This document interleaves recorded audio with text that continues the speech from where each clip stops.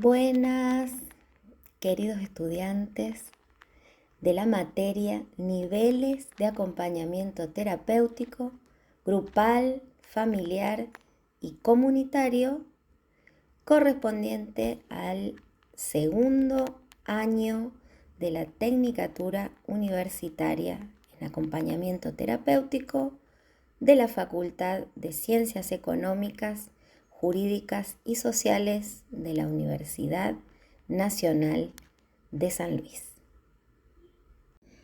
Esta estrategia pedagógica busca facilitar el acceso al aprendizaje, acompañando el proceso del mismo a través de estos audios de lectura de los textos que dan contenido a la materia. Las responsables de esta materia son profesora adjunta, licenciada en Trabajo Social, María Concepción Salas. Jefa de Trabajos Prácticos, la licenciada en Trabajo Social, Miriam Sánchez.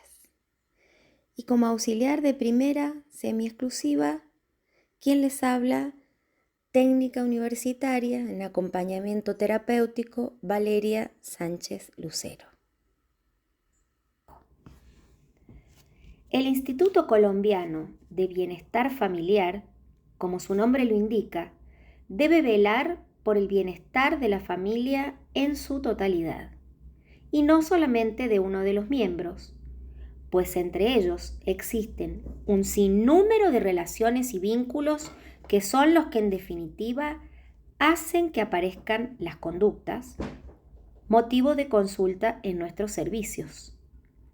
La familia es, pues, un sistema inmerso en un sistema social, y sus orígenes y pautas de relación están interrelacionados con los cambios de esa sociedad a la que pertenece.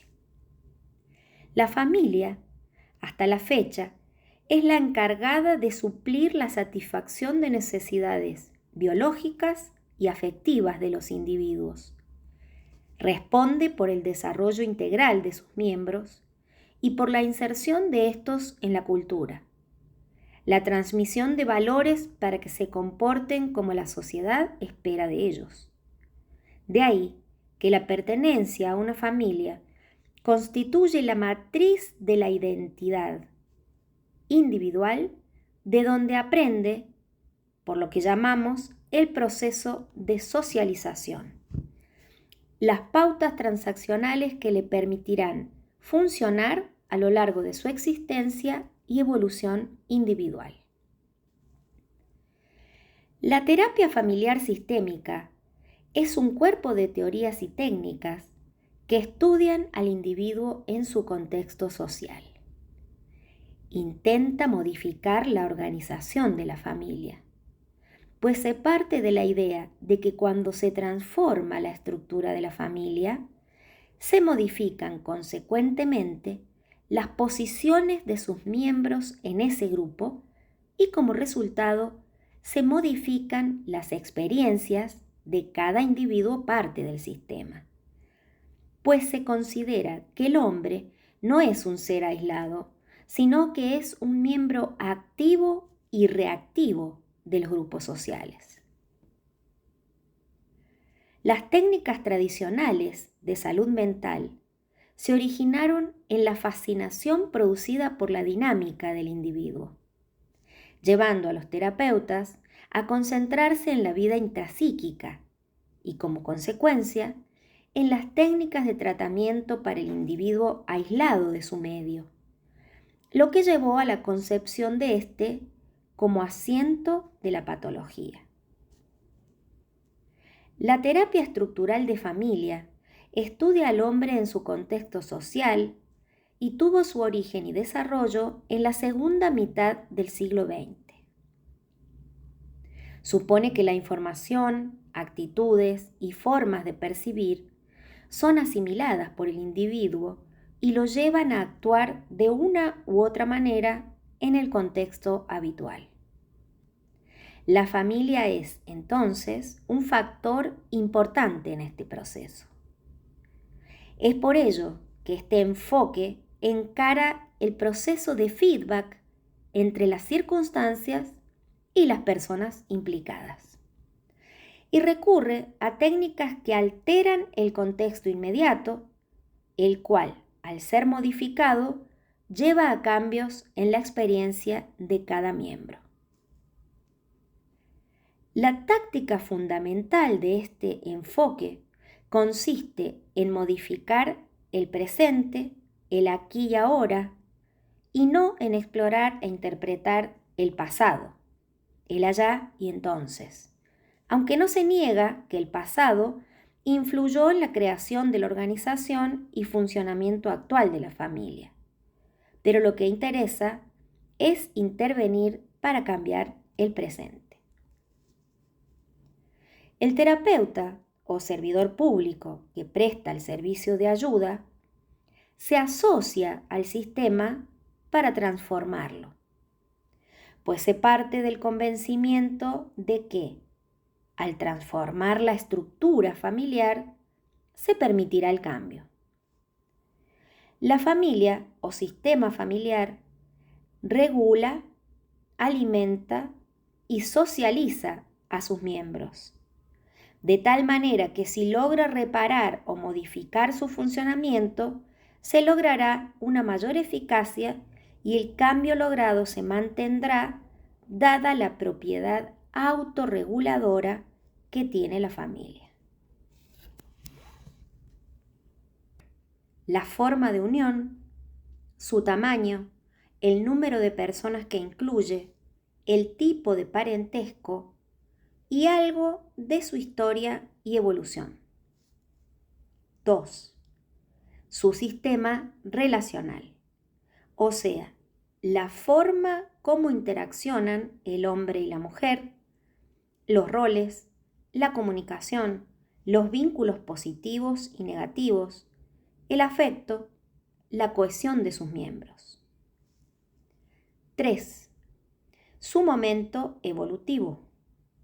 Entiéndase el momento por el cual atraviesa la familia y que veremos más adelante en detalle, pues no es lo mismo una pareja sola que una pareja con hijos, ni mucho menos si ambos o uno de ellos aportó uno o varios hijos a la relación o ambos lo hicieron conformándose lo que hemos llamado la familia, que puede decir tus hijos, mis hijos y los nuestros, sin descontar aquí las edades, las exigencias y los cambios de cada uno de los miembros, que suponen adaptaciones diversas en la forma particular de estar juntos. Es así como una relación de dos o díada parental pasa a ser una tríada o grupo que implica la reorganización dinámica de funcionamiento. Lo anterior nos exige aceptar y reconocer que no podemos mirar y evaluar a todas las familias con una misma norma o patrón, pues existen tantos tipos de familia como estilos de convivencia se encuentren, y eso implica para nosotros tener una mirada más amplia y sobre todo una actitud no juzgadora de ninguna de las opciones que nos presenten nuestros usuarios, pues echando un vistazo a las tipologías de familia que muy seriamente nos mostró Virginia Gutiérrez de Pineda y que han completado otros estudiosos de la familia, además de nuestra experiencia cotidiana, podríamos decir que existen muchas más de las que tradicionalmente conocemos. Familia nuclear, padre, madre e hijos. Familia superpuesta o reconstruida, donde uno o ambos miembros de la pareja vienen de tener otras parejas, de ahí que los hijos sean de diferentes madres o padres. Familia con un solo progenitor o monoparental, como en los casos de separación, abandono, divorcio, muerte o ausencia por motivos forzosos de uno de los progenitores. Familia en ascenso o de progenitores solteros, donde no se tiene un vínculo erótico afectivo entre los progenitores, donde los hijos llegan sin que la pareja haya cohabitado nunca, o por adopción. Familias homosexuales que registra el reconocimiento universal de organizaciones familiares, donde ambos miembros de la pareja son del mismo sexo, su relación es estable y los niños les llegan por intercambios heterosexuales, por adopción o por procreación asistida. Familia o grupos fraternos conformados por hermanos, tíos, abuelos, nietos. Estas y todas las que no mencionamos, pero que existen y tienen sus reglas y normas de funcionamiento y sus propios procesos de crecimiento que implican una forma de estructura de funcionamiento, un sistema relacional y un proceso evolutivo. En cada familia es importante hacer una distinción entre organización y estructura. Organización. Son los elementos constitutivos de una unidad. Ejemplo, la silla tiene respaldar, patas y sostén para sentarse. Estructura. Funcionalidad o costumbres. Formas de estar con el otro forman parte de la estructura y no de la organización. De donde toda familia tiene una organización jerárquica y una estructura de interacción o funcionamiento. De modo que lo que le pasa a un individuo no es exclusivamente debido a un proceso interno, sino que es fruto de su interacción con el medio y se modifica la estructura. Se producirán cambios en los procesos internos de cada uno de los miembros del sistema en caso de modificarse tal estructura. El papel del terapeuta o servidor que presta la ayuda es importante en el cambio y su concepción del problema determina la eficacia en la producción del cambio. Aquí es importante no mirar el problema en términos de la existencia de una víctima y un victimario, sino en términos de la interacción. La estructura familiar es, pues, el conjunto invisible de demandas funcionales que organizan los modos en que interactúan sus miembros, y en toda estructura familiar deberá existir una jerarquía de poder en la que los padres y los hijos poseen niveles de autoridad diferentes, y es a esta estructura donde debe ir dirigida la intervención para producir el cambio. Por ello, se afirma que el individuo influye en su contexto y es a su vez influido por éste, gracias a las secuencias repetitivas de interacción. La familia es, pues, un sistema o conjunto de personas con sus atributos y las relaciones establecidas entre ellos.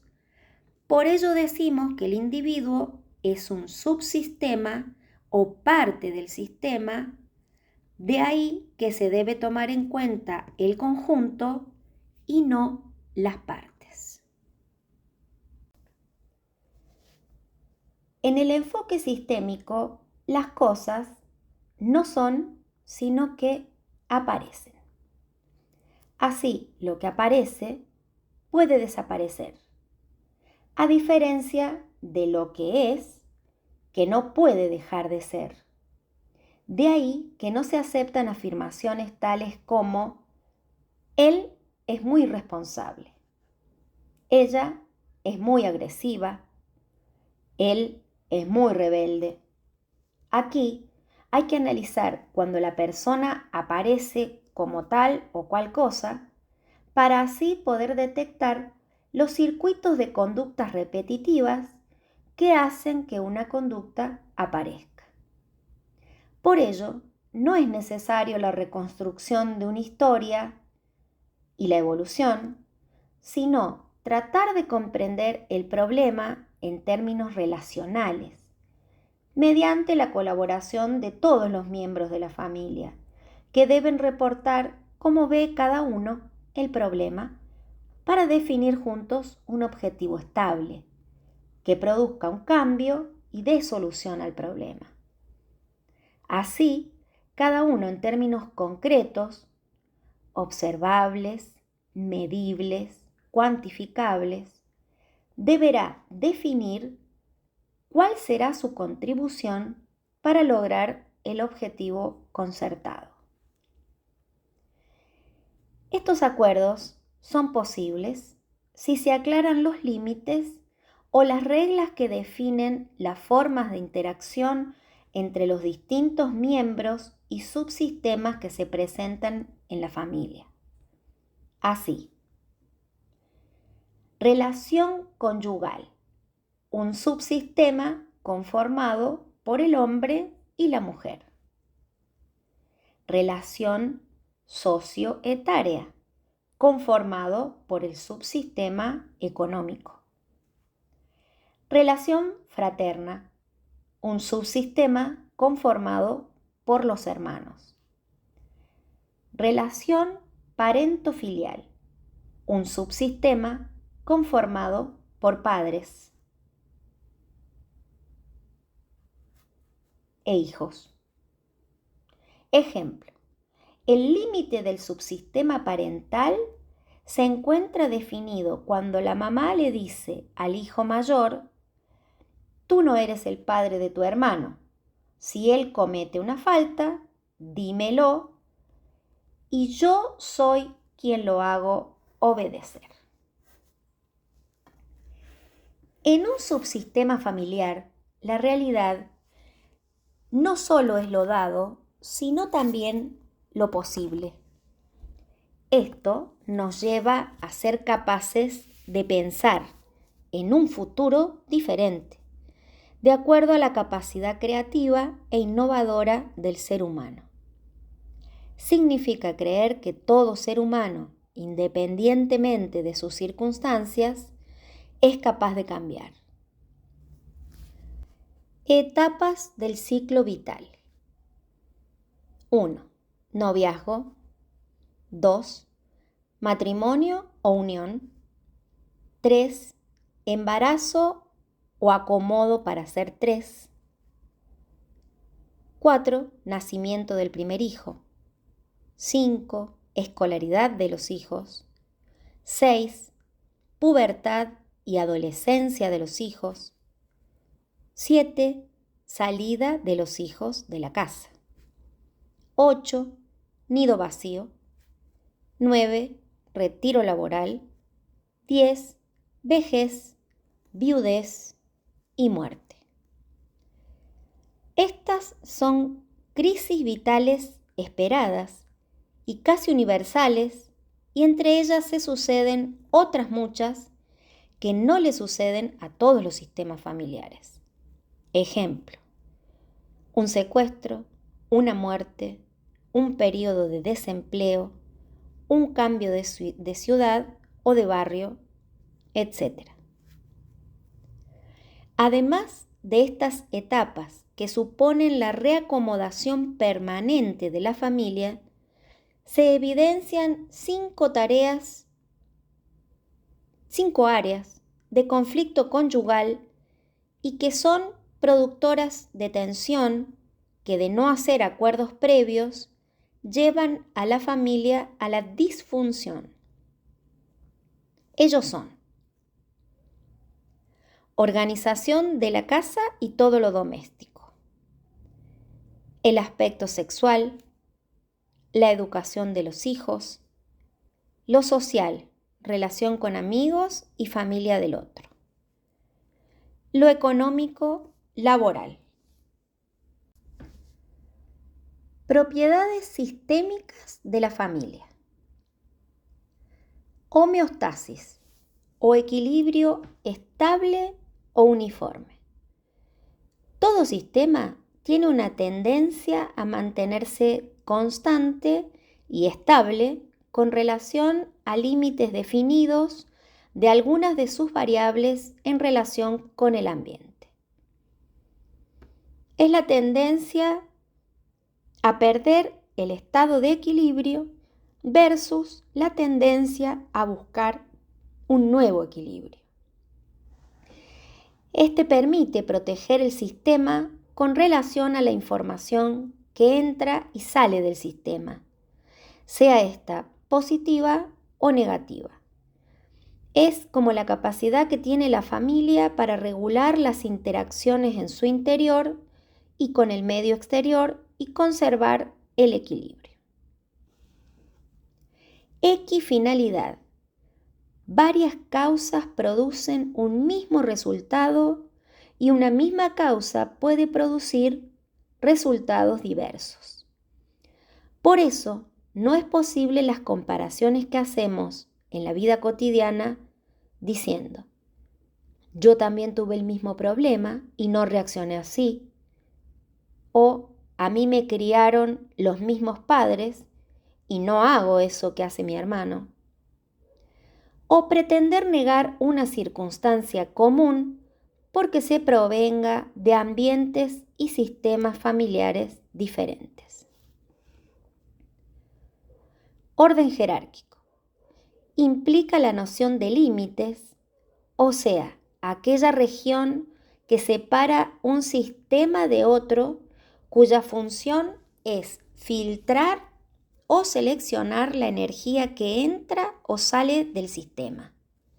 Por ejemplo, cuando un hermano se toma atribuciones de padre y el papá le dice: tú no eres el papá y no tienes por qué darle órdenes a tu hermano. O el mismo hermano le dice: ni se crea que usted me manda, usted es mi hermano, no mi padre. Todos los sistemas tienen una relación jerárquica con sistemas mayores o menores de su área de influencia. De ahí que un sistema siempre es parte de un subsistema o suprasistema y a su vez está compuesto por varios subsistemas. Y un subsistema que es parte integrante de otro sistema cumple un objetivo propio, pero en función de la finalidad del sistema al que pertenece. Por sí solo puede constituirse en un sistema. Ejemplo, un hombre es un subsistema, parte de una familia, una sociedad, una entidad, pero a su vez es un sistema independiente conformado a su vez por varios subsistemas: circulatorio, respiratorio, digestivo. Los sistemas se clasifican en simples cuando tienen pocos elementos e interrelaciones, y en complejos cuando no son fáciles de describir debido a la gran cantidad de elementos e interacciones. En abiertos, cuando los objetivos se establecen en función de los sistemas jerárquicamente superiores, hay un intercambio de funciones con el ambiente. Todo organismo vivo es un sistema abierto, por lo tanto el hombre y la familia son sistemas abiertos por excelencia. Cerrados. Autónomos en sus objetivos, no existe intercambio con el medio ambiente. No son propios de las ciencias sociales, sino que operan en los laboratorios y ciencias físicas. La familia, como sistema abierto, debe funcionar en función de los subsistemas que la conforman y del sistema mayor del que forma parte. El límite entre la familia y su entorno es fundamental, ya que la familia debe satisfacer tanto las necesidades del sistema familiar y de cada uno de sus miembros, como también algunas necesidades de la sociedad. Estos límites deben ser semipermeables, pero claros de tal manera que la influencia externa no le haga perder su identidad sin que ello signifique aislarse, pues esto lo llevaría a la desintegración y no le permitiría crecer ni como totalidad ni en la individualidad de sus miembros. A su vez, entre los subsistemas pertenecientes a un sistema familiar, deberá haber también límites claros, pues los subsistemas son entidades menores a través de los cuales el sistema cumple sus funciones. Cada miembro de una familia es un subsistema, perteneciente a su vez de otros, las díadas, los triángulos, etc. Cada individuo pertenece a diferentes subsistemas en los que posee diferentes niveles de poder y en los que aprende diferentes habilidades diferenciadas. Así, el hombre con su pareja conforman el subsistema conyugal. Cada uno aporta su propia historia familiar. Su función es la complementariedad. Cada uno debe ceder parte de su individualidad para lograr el sentido de pertenencia y lograr una acomodación mutua y la interdependencia. Él con ella, subsistema conyugal, ambos con sus hijos, el subsistema parental, uno solo con sus hijos, el subsistema parento-filial, todos juntos, el sistema familiar, los hermanos, el subsistema fraterno, etc. Autopoiesis. Según Humberto Maturana, es la capacidad de transformación constante de los sistemas humanos y familiares.